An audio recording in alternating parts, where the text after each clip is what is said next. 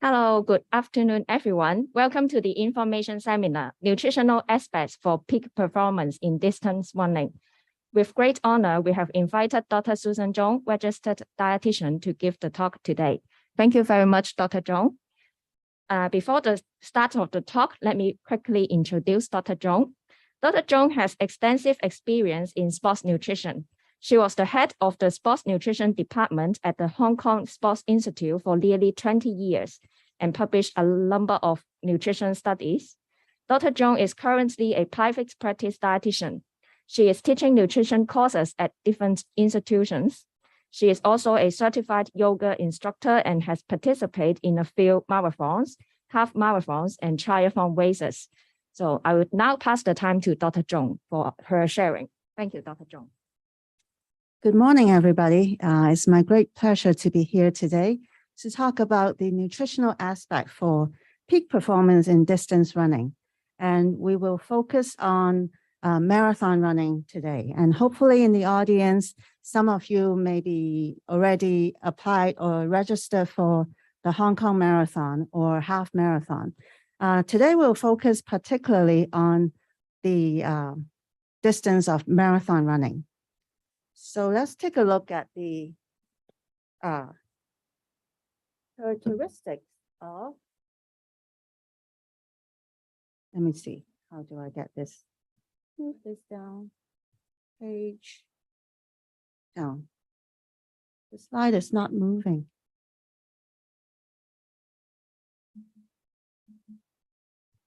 Oh, okay. Yeah. Okay, let's first talk about the characteristics of a marathon. First of all, the distance is 42.2 kilometers or 26.2 miles, and half marathon would be half that distance. The nutritional strategies that we will share today will focus on the distance of marathon. Half marathon is slightly different. It's half the distance. So for the carbohydrates, etc., will not be as much as if you are participating in a marathon. For the average finish time of recreational runners, if you can do it within 4 hours and 30 minutes, that's already considered pretty good, because a lot of people who is running the marathon for the first time may not be able to make that time. Maybe 5 hours or even 5.5 or even 6 hours is quite typical.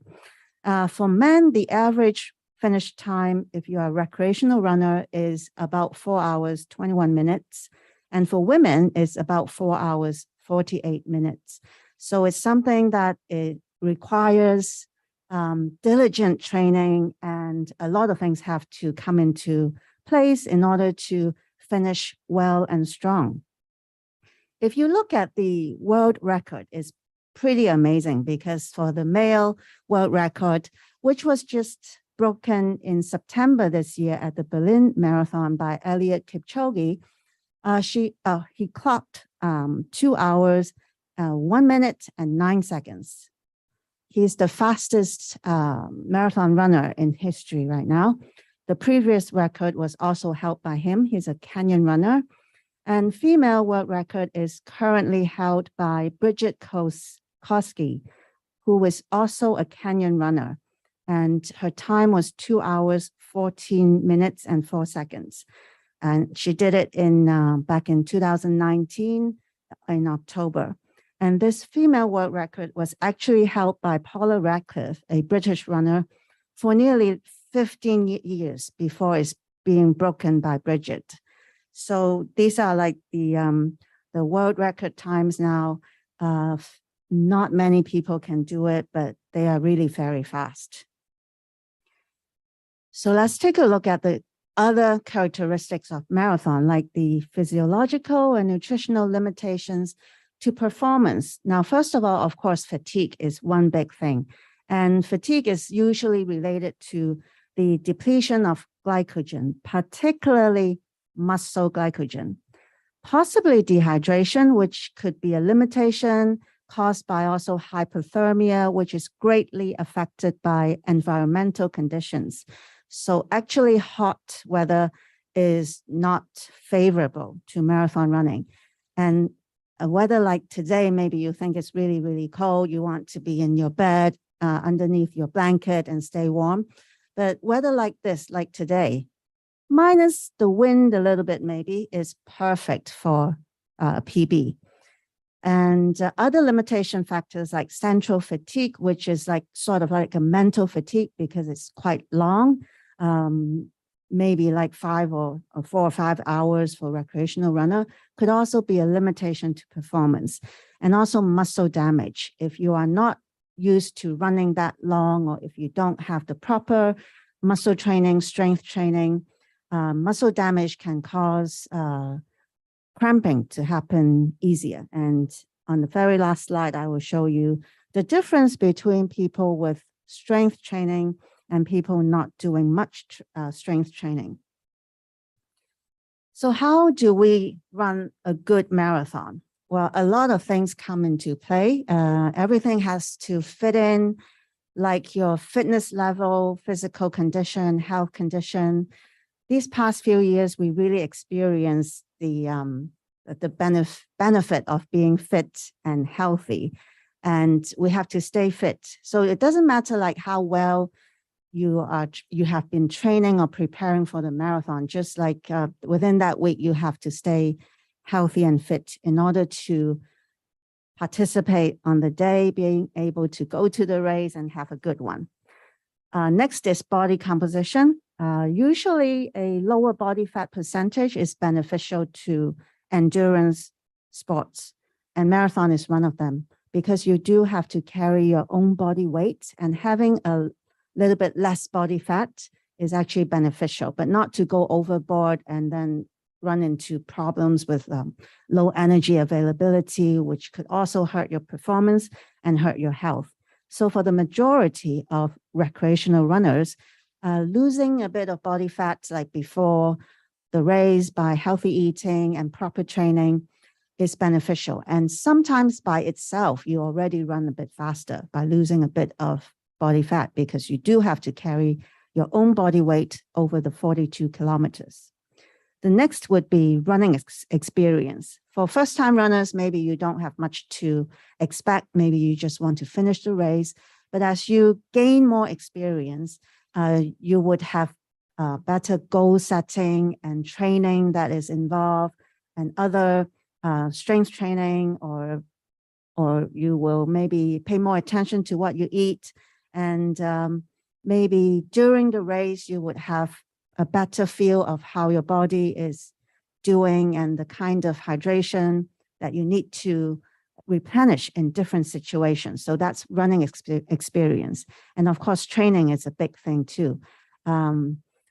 Don't think marathon is just, you can just go and do it. 42 kilometers is not something you can sometimes even possibly walk to finish. So you have to train well. 10K maybe you can just walk easily and finish. And then the next would be what we will be spending a lot of time on today is the nutrition strategy. And we will go into details with that, including hydration. The next one is environmental condition, which I will also talk a bit about the local environmental condition for race day, which are some stats that is the weather or the climate in February in Hong Kong. And mental condition is also a big thing because it is a long run, and things will happen, like your body may start to feel painful in certain areas. You may start to feel like you cannot focus so well during the race, and you have to be able to cope with all these adversity and maybe even central fatigue that you have to deal with. But enjoy the run is the basic thing, and be happy. And then your mental condition, stay positive, will be a lot better. Just like today, if you wake up and you say, oh my God, it's so cold and it's raining, I just want to stay at home. Or would you be thinking, oh, it's perfect, I can go training today and start to feel the cold weather and get used to maybe a possible running condition on the day of my race. So thinking positive is important. And the marathon course is critical to doing a good time also. the Berlin Marathon course is known to have PBs because it's a relatively flatter course. So courses that are maybe have a rougher terrain or going up and down bridges, like maybe a few bridges even, would be a more difficult course. And having the right gears, like some people may overlook this and maybe just wear their best or newly bought outfit and shoes to the race, but you actually have to test them out, because even shirts or even bra tops can cause abrasions in the skin over time. As you run longer, it may hurt or even like maybe even cut yourself, or the shoes may not feel right after maybe a half marathon distance. So you do have to wear the right gears. So if all these things fall into place, you have a good marathon. So it's not as easy as just go and run. So let's take a look at the environmental condition locally in Hong Kong in February. So these are like the statistics. The temperature is usually around average of 17 degrees with a maximum of about 19.7 degrees Celsius. And the minimum temperature is around 14.7. So these are just statistics. And the relative humidity is usually around 80%. And this is usually what is more critical. If it is cold and dry, it's better than being wet, okay? Because your sweat will dissipate faster if the weather is, or the humidity is lower. So something like today or this weekend, cool and a relatively lower humidity, you should feel very good running. And the time of the race, the start time for the Hong Kong Marathon is anywhere between 6 to 7, depending on which category you have registered in. So it's relatively early. The weather or the temperature at that time would be closer to about 14 degrees Celsius, depending on the day, actually. So you would find out like maybe a week before the actual race, what kind of weather it will be like. But do plan for it to be a bit cooler in the morning. Okay, and usually February is a pretty good time for marathon because it tends to be a bit cooler. So we just have to be more mindful with the humidity. Okay, now we will go into the nutrition strategies. Particularly, we'll talk about how to prepare for it before the race, during the race, and some potential supplements which you may consider to take. But all these strategies, please practice them before the race, maybe more than even one time. So just you can assess to see how your body feel. And if you have to do some minor adjustment, like maybe what kind of gels you would like to bring and how they feel, how you feel after you take them, because there are a lot of different products in the market. And with regard to supplements, you have to try them out first because there's always some individual differences in your tolerance to these substances. And with caffeine, there is some personal difference in the way you metabolize caffeine. So we'll start with pre-race. For the pre-race preparation, it's got to be putting energy into your muscle. So carbohydrate loading is still recommended because it is a form of energy. Carbohydrate is the form of substrate that you would use when you are competing or you are doing higher intensity or moderately high intensity sports. It is a major fuel. And the storage of carbohydrate is limited. And you can only top up with the food that you eat. Or you can only load it up with also the carbohydrate food that you eat. So for carbohydrate loading, on top of that, or in addition to carbohydrate loading, currently we also want people to consider a low residue diet. Low residue meaning low bulk or low bulkiness, or a little bit lower in fiber. That is particularly useful for people with a sensitive gut, or the GI system gets really sensitive while they are exercising. Maybe they feel like they want to have diarrhea or stomach ache, etc. So before the race, they would have a low residue diet. This is usually more important for longer races. So if you are thinking of competing in 10K, it is not as critical. Even for a half marathon, maybe it is not so critical. But for marathon or ultra marathons or ultra distance, triathlon, Ironman, those kind of races, you may want to consider low residue diet, especially if you have some gut problems during when you are racing those distances. So for carbohydrate loading, you really have to eat quite a bit of carbohydrates, 10 to 12 grams of carbohydrates per kilogram body weight per day for the 36 to 48 hours before you race. So anywhere from 1.5 days to 2 days, you have to start to load. At the same time, you have to remember to taper training. So you don't eat more carbohydrates and you continue to train a lot, then you will be using up what you have stored. So the idea for carbohydrate loading is to maximize your fuel tank, okay? So don't use up what you have stored. You have to save it for the big day, which is your race day. And matching with a low residue diet, you need to choose food that are not as high in fiber. So for example, are you going to go for whole wheat bread or white bread? For the 36 to 48 hours before the race, you can go for white bread instead of whole wheat, and plain white rice instead of the brown rice or the red rice, okay? The main thing is to reduce the risk of gut issues or problems during the race, and a little bit of reduction in body weight, which would usually partially offset the additional muscle glycogen and stored water, which happens with carbohydrate loading. So after carbohydrate loading, if you don't do a low residue diet, expect to see a little bit of weight gain. That's why you should use this method before your actual race day to assess how you feel. And if carbohydrate, after your carbohydrate loaded, if you feel like you are have more energy.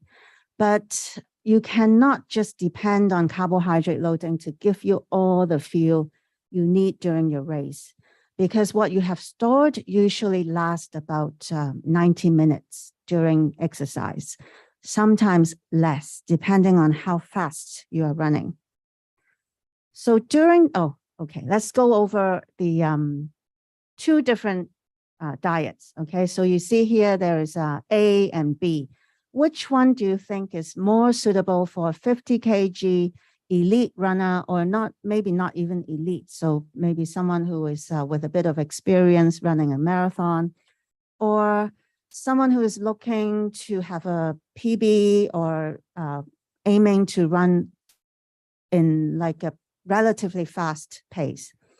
24 hours before a marathon, A or B is more suitable. So they consist of very different foods. So if you look at diet A, it's mainly omelet, protein foods, and a cup of tea.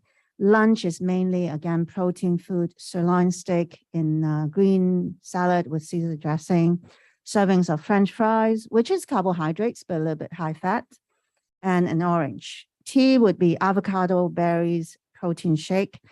Dinner is a quarter of a roasted chicken with carrots and spinach, an apple, and a scoop of vanilla ice cream. It's pretty tasty diet, right? Even with ice cream. And overall, just 1.5 liters of fluid during the day. And supposedly, this 24 hours before a marathon, the person will be quite rested, okay? Not much exercise, maybe it's just some very, very light jogging. Diet B is 2 slices of white bread with honey and peanut butter, 1 boiled egg, a cup of lightly sweetened soy milk. Lunch is 1 bowl of carrot soup with croutons. Croutons are like dried bread bits that you can put into your soup. 3 ounces of grilled halibut, which is a kind of fish or any kind of fish would do, even grilled salmon would be okay. Eggplant and roasted potatoes, 2 bowls of rice, 1 cup of pulp fat-free apple juice, which means it's clear apple juice. And 1 bowl of flavored yogurt and honey for tea. And dinner time, a bowl of pumpkin soup, 3 ounces of grilled chicken thigh with lettuce and tomatoes, 2 bowls of rice, and then 1 cup of pulp-free, again, orange juice. So without any fiber in the juice, it will be like a pure orange juice. And overall, this person would consume 2.5 liters of fluid during that day. So hopefully you can pick out which one is more suitable for someone who wants to run fast. After you take a look at the recommendation, or what we have gone over for carbohydrate loading, is 10 to 12 grams of carbohydrates, which is quite a bit. And this person, if she chooses B, it will be more suitable. If we do a nutrient breakdown of the two diets, energy-wise, there is already a difference of about 500 calories. And carbohydrates, for the menu A, you would see that carbohydrate is not enough for endurance exercise, not enough for carbohydrate loading. It's far below. It's only 3.2 grams per kilogram body weight. Protein, on the other hand, is 3.3 grams per kilogram body weight. And usually, like for endurance running, the maximum amount of protein that the person will need it's not more than 2 grams.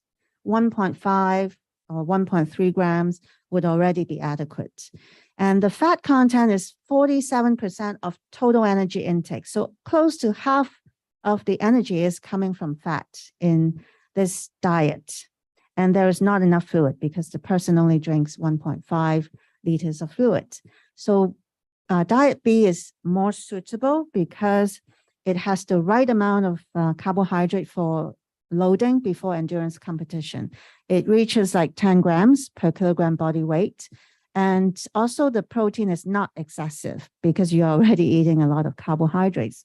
Protein has to be a little bit less. It's 1.5, but adequate for the person.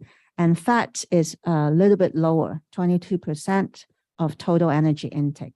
But this kind of food or this kind of diet can help to fill up muscle glycogen stores before your race. And it has suitable amount of protein and fats, and 2.5 liters. If you are not doing much exercise during the day, it's adequate for your needs. In terms of pre-race, okay, so after we know how to prepare before the race, 24 hours before the race, doing carbohydrate loading 1.5 to 2 days before the race, the actual race day, what are you going to eat? So the pre-race meal is, there's a recommendation of 1 to 4 grams of carbohydrates per kilogram body weight in the 1 to 4 hours pre-race. So sensibly or logically speaking, it's like 1 hour pre-race is 1 gram carbohydrates per kilogram. 2 hours is 2 grams. 3 hours, 3 grams. 4 hours is 4 grams. So depending on how much time you have to eat sensibly. So if you just have 1 hour before the race, you should not be taking 4 grams of carbohydrate per kilogram body weight because your body needs the time to process the food. So say, for example, your race starts at 6 a.m. For the marathon. Technically, you would have to start eating about 3:30 a.m. It's not unusual that you have to get up early and prepare anyway, and then you have to go to the venue and start to warm up. So you should not leave it to very late or get up too late. You do need to have some time to prepare. So this kind of amount of carbohydrates, and in addition with reduced fat and fiber, moderate protein, it helps to reduce the risk of gut issues during the race. What you have to eat is something that you are familiar with, especially before your long runs. So your pre-race meal should be similar to what you are eating before you prepare for your long runs. And then on the race day, you have to add a little bit of carbohydrates after you warm up. So for example, what I would suggest is pre-race meal 2 hours or 2.5 hours before you race. is 2 slices of bread, white bread with honey and peanut butter, a cup of pulp-free apple juice, and a banana. So that would be for the person who is about 50 kg. I will use the same as example. And after warm-up, she can have a carbohydrate gel, which is about usually 25 grams of carbohydrates.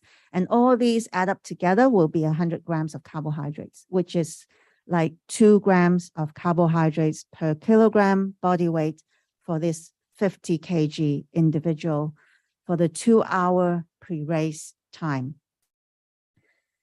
If she needs to take coffee or milk tea for the caffeine or nitrate is another question. It depends on how she tolerates these ergogenic aids. And we'll go over that pretty soon. So this type of pre-race meal is critical to restore liver glycogen after overnight fast and to provide carbohydrates quite quickly to your muscle. So this after an overnight fast, your muscle or liver glycogen will be quite depleted. So the purpose of this meal is to replenish your liver glycogen and also provide instantaneous carbohydrates that your body can use. And you also have to achieve euhydration, which is well hydration.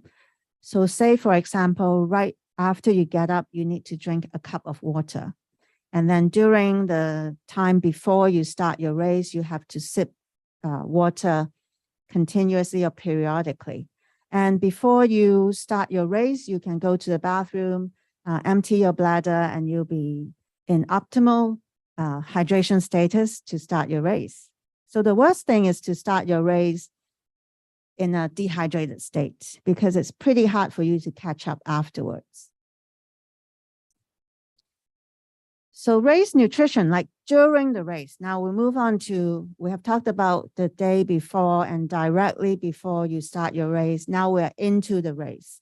When you are actually racing, if you are doing the distance of a marathon, the recommendation is you need to replete 60 grams of carbohydrate per hour, and even up to, or sometimes like for Elliot, maybe he takes even more than 90 grams per hour of carbohydrates in the form of a mix of carbohydrates and gels, which your body can absorb and process more quickly than a single source carbohydrates. And with this kind of amount of carbohydrates, you really need to prepare or train with this kind of carbohydrate amount when you are doing or training for the marathon. It's pretty hard for your system to process this amount if you haven't been trained. Sports drinks usually only contain like 68% carbohydrates, which is 60 to 80 grams of carbohydrates per liter. If it is a cool day, you won't need to drink close to a liter. So maybe like 400 mils or 500 mils an hour. And that would limit your carbohydrate intake. And that's why you may need to carry gels with you. And for the carbohydrate gels that are available in the Hong Kong market, usually they have about 20 to 20 grams of carbohydrates. So it's better to choose a kind with a little bit higher carbohydrate, but your gut has to be able to take it. That's why you need to also train your gut while you are training your legs or your physical fitness. And for fluids, we need to aim at keeping fluid deficit to less than 2 to 3% body weight. So close to 3% is still acceptable. And because the condition is going to be a little bit cooler, hydration may not be as much of a limiting factor.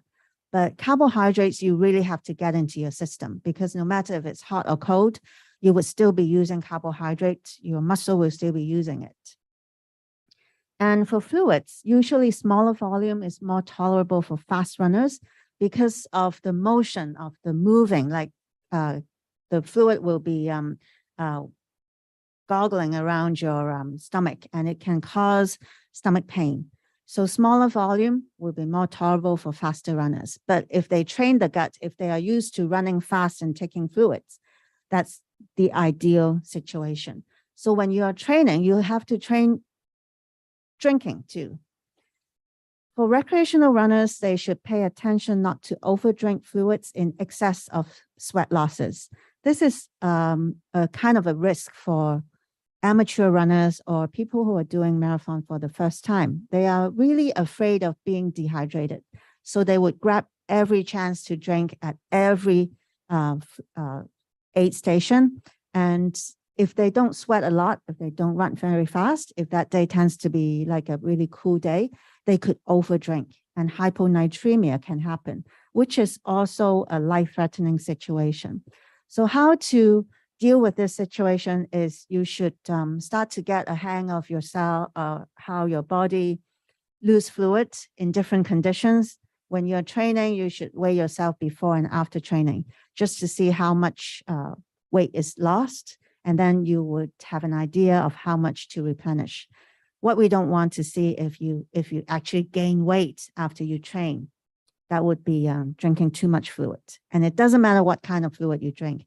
Even though it's sport drinks, if you overdrink it, it will still cause, increase the risk of hyponatremia. As for caffeine, whether you should use it during your race, the recommendation is 3 to 6 milligrams per kg before and during race. It's not very clear like how much should be taken before or during the race. It's quite individual.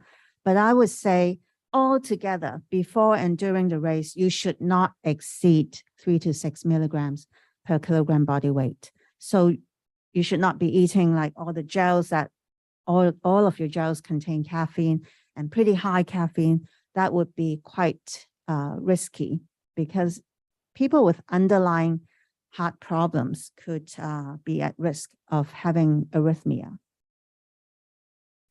Okay, let's take a look at the carbohydrate sources that you can bring with you during the race to make 60 grams per hour or 90 grams up to 90 grams per hour.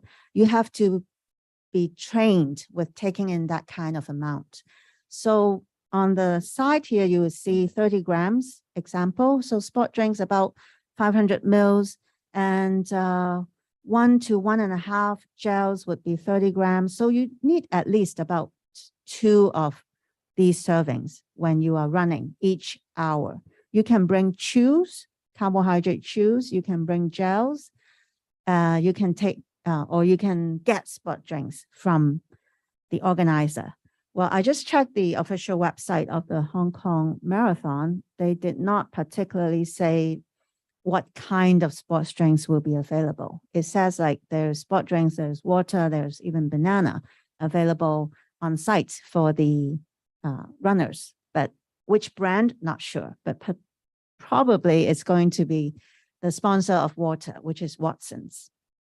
And Watson's sport drinks is not particularly high in carbohydrates. So you can count on like maybe 400 mils to 500 mils would supply 30 grams. Definitely it's not going to be a high carbohydrate drink. So when you are training for the marathon, you should also be drinking just the ordinary sport drinks. If you can get a hold of Watson's, well, which is the sponsor, it would be even better. And then you should carry gels just to make up 60 grams of carbohydrates per hour and assess how you feel. Bananas will be available, but you do need to unpeel it, and then you have to eat it, and then you have to throw away. It usually takes a bit more time to eat the banana than just the carbohydrate gel. And it's also light to carry. The gels are quite light to carry. Bananas, you cannot count on it, because if you are relatively back in the pack, maybe all the bananas will be taken. So you should always carry your own supplements. Don't depend on the organizer. So whether or not you should take caffeine. Now, first of all, caffeine can help to mask the perception of effort, fatigue, pain, and increase vigilance and alertness. So for something that is so long, like 4 hours, or even if you are going to run for 5 hours, sometimes your mind starts to sway and your focus you start to lose your focus. And caffeine helps you to get back in track. So 3 to 6 milligrams per kg taken before and or during distance events is recommended. And coffee, energy drink, gels, etc., can help to supply this caffeine. And positive effects is seen within, even with small amounts like 2 to 3 milligrams per kg when taken during the race.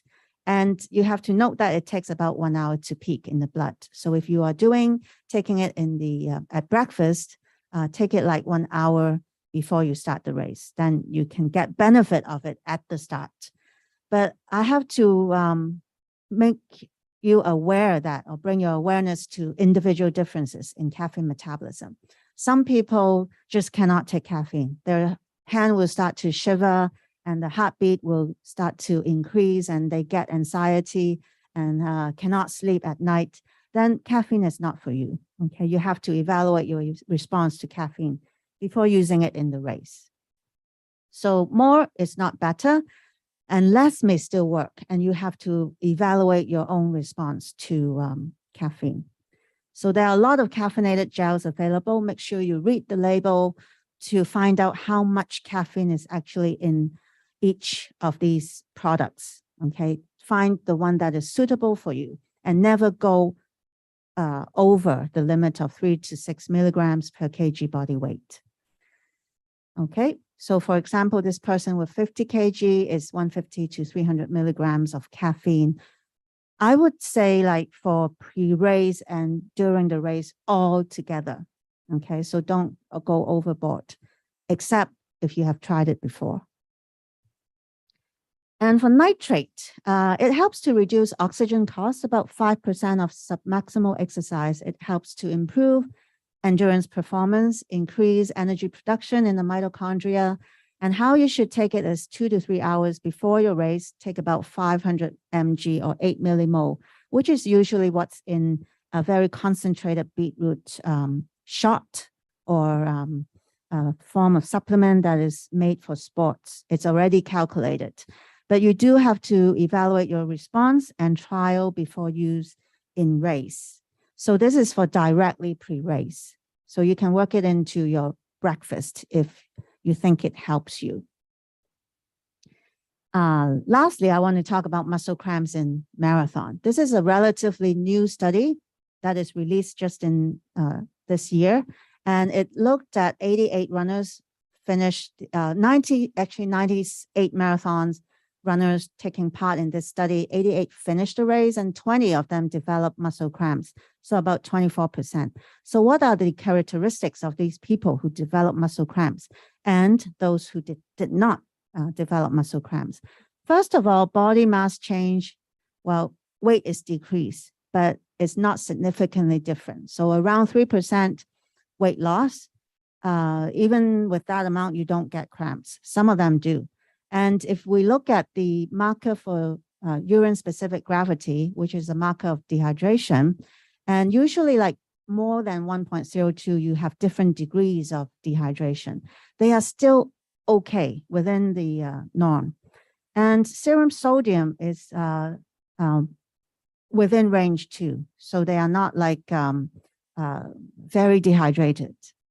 And when we look at the muscle damage markers, for the crampers and non-crampers, there is significant difference at directly after finishing the race and 24 hours after finishing the race. So the take-home message is you need to have some strength training to train up your muscle so that it doesn't damage as much, because it seems to be more related to cramping during the race or after the race and compared to dehydration, unless it's very hot. Okay, so for a condition like what you'll be facing in February is usually not much of a concern, but you have to start thinking about training your muscle if you want to prevent cramps, or if you already have cramps during your long runs.